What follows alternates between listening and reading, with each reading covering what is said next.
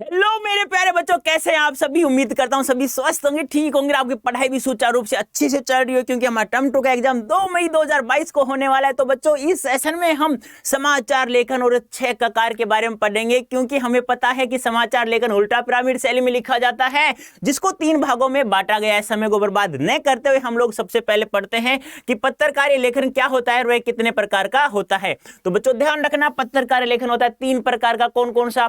पूर्णकालिक, अंशकालिक और फ्रीलांसर। अब अंशकालिक पत्रकार को बच्चों स्ट्रिंगर भी कहा जाता है, यह हमें भी पता होना चाहिए। दूसरी बात करें, पूर्णकालिक पत्रकार किसे कहा जाता है? ऐसा पत्रकार जो एक नियमित मानदेय पर कार्य करता है, नियमित वेतनभोगी होता है, उसे क्या कहा जाता है? पूर्णकालिक पत्रकार कहा जाता है।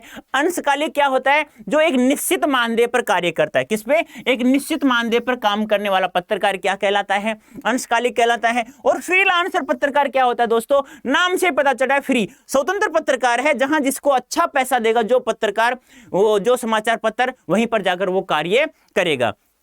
तो पत्रकार कितने प्रकार का? 3 प्रकार का, पूर्णकालिक, अंशकालिक और फ्रीलांसर। पूर्णकालिक होता है नियमित मानदेय वाला, और अंशकालिक होता है एक निश्चित मानदेय वाला, और फ्रीलांसर होता है जहां जिसको अच्छा पैसा मिलेगा भाई वही उसी समाचार में जाकर वो लिख देगा।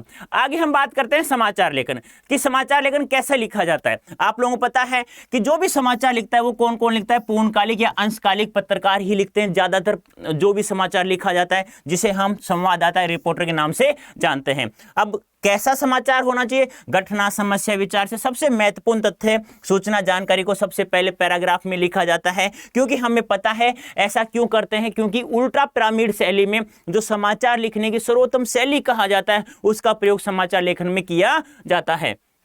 आगे हम बच्चों बात करते हैं कि जो हमारी उल्टा पिरामिड शैली है वह कैसी शैली है, इसका प्रयोग कहां से किया गया। तो बच्चों मैंने अभी अभी बताया था कि उल्टा पिरामिड शैली को 3 भागों में बांटा गया है। पहला भाग होता है उसका इंट्रो या मुखड़ा, दूसरा भाग होता है बॉडी, बॉडी को हम लोग निकाय के नाम से भी जान सकते हैं, और तीसरा होता है समापन।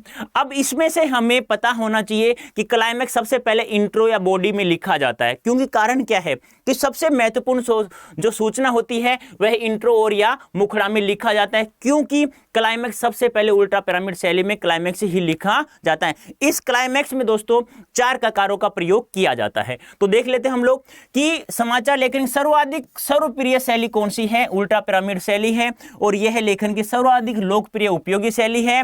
और हम बात करें दोस्तों कहानी या कथा लेखन की शैली ठीक उल्टी है, जिसमें क्लाइमेक्स बिल्कुल आखिर में आता है, लेकिन उल्टा पिरामिड शैली में अंत में आता है। क्योंकि आप लोग कोई भी फिल्म देखते हैं बच्चों, तो उसमें आप लोगों ने देखा होगा क्या कि फिल्म का क्लाइमेक्स अंत में होता है, लेकिन यहां हमारा जो क्लाइमेक्स होता है वह शुरू में होता है, स्टार्ट की 2 पंक्तियों में या 3 पंक्तियों में होता है। लेकिन फिल्म में जो भी जिस भी कहानी के आधार फिल्म बनती है, नाटक बनता है, उसका क्लाइमेक्स कहां होता है? एंड में होता है। आगे हम बात करते हैं इसका प्रयोग कब हुआ? 19वीं सदी के मध्य हुआ। कहां होता है दोस्तों? वह होता है अमेरिका के गृह विश्व युद्ध के समय होता है, यह भी आपको ध्यान में रखना है। उस समय संवाददाताओं अपनी जो भी खबरें होती हैं वो टेलीग्राफ के जरिए भेजा जाता था, लेकिन जो कॉस्टली पड़ता था, और काफी समय में ये सेवाएं क्या हो जाती? दुरुस्त हो जाती, जिससे लोग अपना समाचार एक स्थान दूसरे स्थान पर नहीं भेज सकते थे। आगे हम बात करें कि समाचार लेखन की सर्वाधिक मानक शैली या स्टैंडर्ड शैली का प्रयोग किया जाता है, वह शैली कौन सी बन गई दोस्तों? उल्टा पिरामिड शैली बन गई है। अब हम बात करें कि समाचार लेखन कितने ककार होते हैं, या आपसे पूछ लिया जाए किसी भी समाचार को लिखने के लिए कितने सवालों का जवाब दिया जाता है या कितने ककारों का प्रयोग किया जाता है, तो बच्चों ध्यान रखना 6 ककारों का प्रयोग किया जाता है। कौन कौन से? क्या, कौन, कहां, कब। क्या, कौन, कहां, कब, और 2 और बचते हैं, क्यों और कैसे। अब प्रथम जो हमारा उल्टा पिरामिड शैली का जो पहला भाग था, जिसे इंट्रो या मुखड़ा कहा जाता है, जो प्रथम 4 ककार होते हैं ना, क्या, कौन, कहां और कब, इन 4 ककारों का प्रयोग इंट्रो या मुखड़ा में किया जाता है, और अंतिम 2 ककार क्यों और कैसे का प्रयोग बॉडी या समापन में किया जाता है। ये हमें पता होना चाहिए।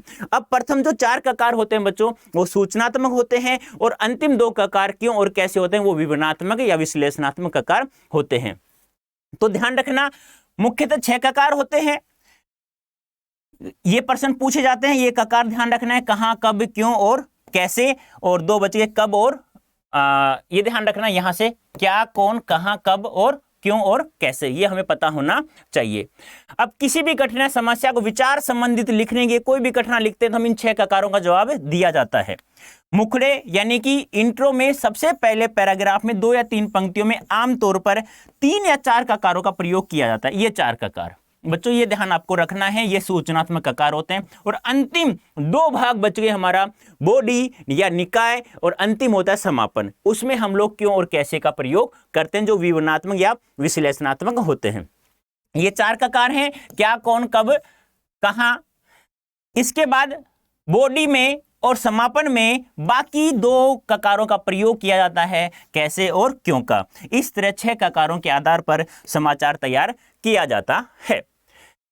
इनमें से पहले 4 ककार क्या, कौन, कब और कहां, ये सूचनात्मक और तथ्यों पर आधारित होते हैं। बाकी 2 ककार कौन कौन से, कैसे और क्यों होते हैं, वो व्याख्यात्मक, विश्लेषणात्मक और विवरणात्मक पहलू पर जोर दिया जाता है। यानी कि ये महत्वपूर्ण है बच्चों, आपसे पूछा जा सकता है कि प्रथम 4 ककार किस पर आधारित हैं या किस सूचना पर जोर दिया जाता है, अंतिम 2 ककार किस सूचना पर जोर दिया जाता है। ये सब हमें पता होना चाहिए। तो बच्चों, हम लोगों ने जाना समाचार लेखन और उसके 6 ककार। उम्मीद करता हूं आपको बहुत अच्छा लगा होगा। धन्यवाद, थैंक यू सो मच।